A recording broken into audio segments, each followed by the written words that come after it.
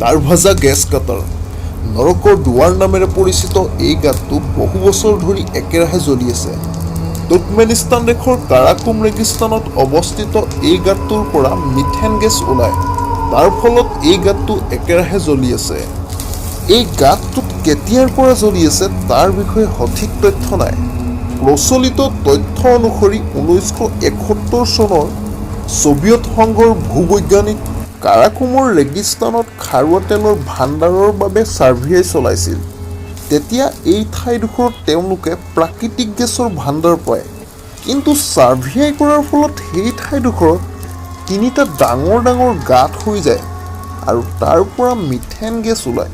Methane gas বায়ুমণ্ডলৰ লগত মিলিত হৈ পৰিৱেশ বিনষ্ট হোৱাৰ ভয়ত তাৰে এটা গাঁতত জুই লগাই দিয়ে।